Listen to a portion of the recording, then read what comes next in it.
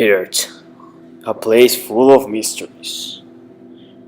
One of them, Europe.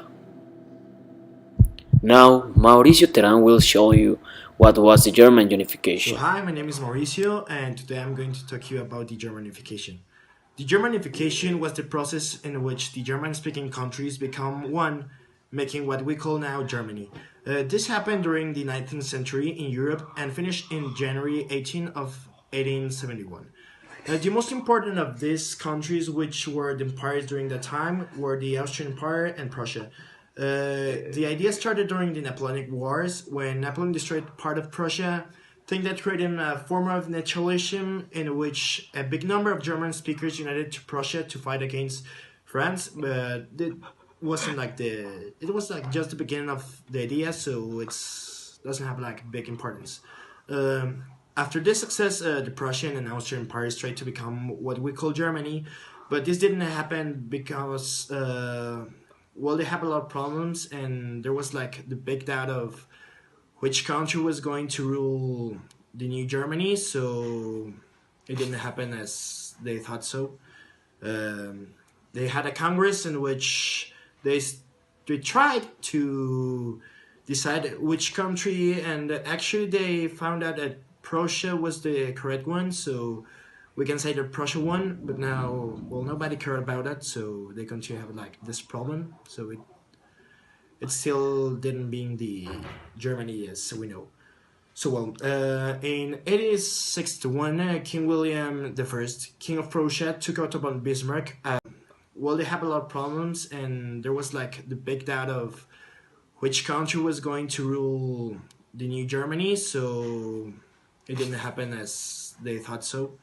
Um, they had a congress in which they tried to decide which country, and actually they found out that Prussia was the correct one, so we can say that Prussia won. But now, well, nobody cared about that, so they continue to have like this problem. So it still didn't being the Germany as we know. So well, in 1861, King William I, King of Prussia, took out upon Bismarck as chancellor, which actually started the real German unification. It started by declaring the war to Denmark in 1864, but he asked for help to Austria, so they become team and won against Denmark. But it didn't have like big importance until Prussia decided to declare war to the Austria. Okay, chill. 1861, King Wilhelm I, King of Prussia, took out von Bismarck as Chancellor, which actually started the real German unification. It started by declaring the war to Denmark in 1864, but he asked for help to Austria, so they became team and won the war against Denmark. But after this, in 1866, he declared the war against Austria, taking the territories that they took from Denmark. And well, the Prussians won, so they become the most powerful German empire. And like the sides, the good side and bad side, well, doesn't matter. So in 1871, Bismarck declared war to the French, and he totally wrecked them. So in I think it was the next year, 1872, uh, in the Palace of Versailles, King William became the first emperor of Germany. So, as you know, well, Prussia became the most powerful empire of that time. So, almost all the countries that were in with the Austria Empire, they become part of Prussia. So, that's actually what we know as the Germanification. It lasts until the 18th of January of 1871. So, yeah, that's Germanification. Thank you. You're welcome. Now, my companion Gonzalo will talk about the Napoleonic Wars. The Napoleonic Wars were a series of conflicts between 1799 and 1815 between France and the European powers. It involved several numbers of coalitions. The War of the Second Coalition was the first event of this conflict. After this conflict, Napoleon offered a peace treaty, but the coalition refused, and in 1800 the coalition was invaded by Napoleon. One of the most important members of the coalition were the Prussians, which were defeated in the Battle of Jena in 1806. Una, dos, tres. When Napoleon was on his way to France, all of his enemies surrendered him, and he was forced to abdicate in 1814. In 1812, Napoleon decided to invade Russia, and although he won the Battle of Borodino, he was purposefully deemed to retreat because of the lack of the resources and harsh weather of the Siberian land. By 1808, Napoleon reigned all Europe, but then he started to make errors. Gonzalo will present language in Europe. The main languages in Europe in the 19th century were Spanish, German, Italian, French, and Portuguese. The biggest success at that time was the Industrial Revolution in Britain. That made Britain the biggest country, well, not the biggest, but the most powerful country. It held the biggest economy at that time. And because of that, the lack of sanitation in the cities provoked a lot of diseases, and that caused many deaths. The Industrial Revolution by Fernando. The Industrial Revolution brought factories to Europe, especially to England and Scotland, between the ages of 1750s and 1830s. In Britain, the Industrial Revolution was a period of economic transformation characterized by the growth of a new system comprising factories, railroads, coal mining, and business enterprises using new technologies that it sponsored. The new system first operated with textiles, then spread, and by the mid-19th century, totally transformed the British economy and society. The growth of GDP was 1.5% per year between 1770 and 1850, doubling itself to 3% from 1815 to 1831. Success in building larger, more efficient steam engines after 1790 meant that the cost of energy fell steadily, so it was cheaper to produce energy to light houses and so on. The use of water-powered grew too, so that in 1830, steam engines and water engines were equal to 165,000 horsepower, and by 1879, Britain obtained 2.1 million horsepower from steam engines and 230,000 from water.